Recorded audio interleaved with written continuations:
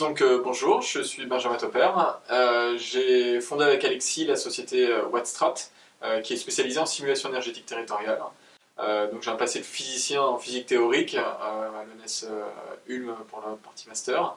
Ensuite j'ai travaillé à l'Assemblée nationale sur la question de sécurité nucléaire et d'avenir de la filière. Ensuite à l'ADEME sur la question de prospective énergétique. Et ensuite au CEA sur la question de technico-économie.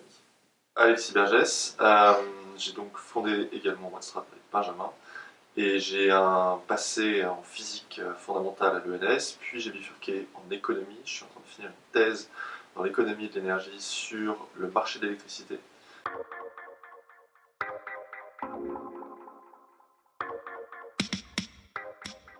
Alors, on a plusieurs sources de données. On s'appuie quand même sur l'appareil statistique national. On est intégralement basé sur de l'open data. Euh, D'un côté du spectre, les données qui sont propres et bien faites déjà, ça va être tout ce qui est produit par l'INSEE typiquement, ou les organismes d'État en sens large, qui sont généralement très très bien construits et propres et définis, donc c'est très facile à utiliser. Et à l'autre côté du spectre, on va avoir des données qui sont, mettons de la donnée météo par exemple, et donc il faut là traiter des données qui sont de type des images, des cartographies, donc il faut faire du traitement d'images.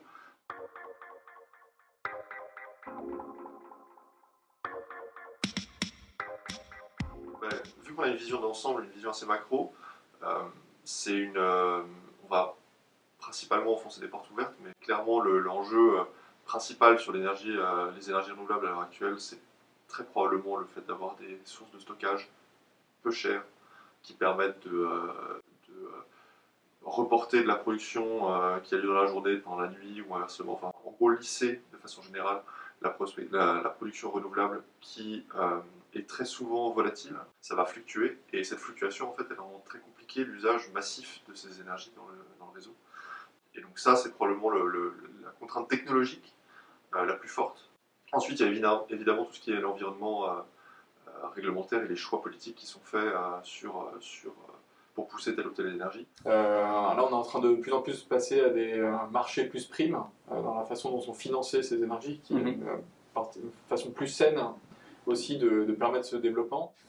Mais typiquement, là, il y a eu ce genre d'effet d'aubaine dont on est en train d'en revenir et de partir sur des approches un peu plus saines en obligeant plus aussi quand même ces nouveaux acteurs qui commencent à avoir un rôle important sur le système électrique et énergétique plus généralement, à avoir une responsabilité dans la volatilité qu'ils peuvent induire et dans l'aléa qu'ils peuvent induire sur la production ou la consommation nette. Et en fait, les moyens pilotables doivent répondre à la consommation moins la production fatale, donc celle qui était non pilotable jusque-là et qui, à terme, doit devenir de plus en plus prévisible et pilotable, au moins à courte échéance, puisqu'en fait ces acteurs vont devoir jouer sur le marché électricité, donc anticiper leur courbe de production sur les heures à venir.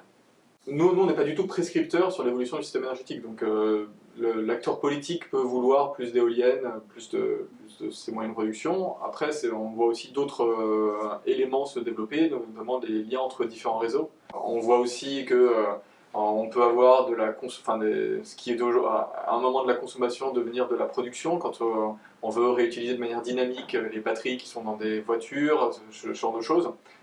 Et donc en fait on arrive à un système qui est beaucoup plus complexe que ce qu'on peut imaginer de prime abord, c'est-à-dire ok, on a du nucléaire, on veut rajouter de l'éolien et du solaire qui ont leurs aléas, et donc il faudra du stockage. En fait, ce qu'on remarque, c'est qu'en fait, c'est un peu plus compliqué que ça, et comme de toute façon, ça va mettre beaucoup de temps pour se développer, il y aura aussi d'autres effets qui arrivent en même temps, sur des liens entre différents réseaux, sur la progression, enfin les évolutions de la consommation, qui font qu'en fait, c'est pas aussi direct que ça.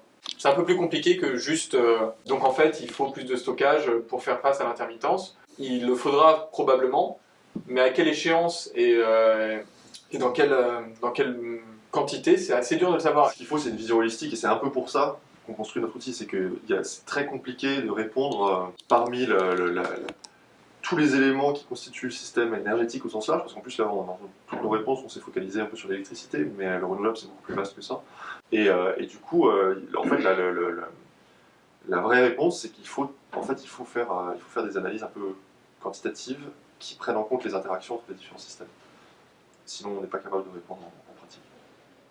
Le fait est que quand vous aurez des batteries dans quelques centaines de milliers, voire millions, sans doute pas dizaines de millions de véhicules électriques, vous aurez accès à un parc de batteries. Alors, quand c'est des particuliers, c'est plus difficile à piloter. Si c'est des services de mobilité, comme ce qu'on peut connaître aujourd'hui en France, ça peut être plus facile à piloter, puisqu'en fait, là, cette fois-ci, l'acteur est une entreprise, et donc elle peut arbitrer entre j'ai envie de laisser d'avoir plus de véhicules disponibles, ou j'ai envie de fournir cette électricité au marché, sur le marché électricité en tant que producteur. Pour l'instant, c'est vraiment, ça débute, ce genre de possibilités.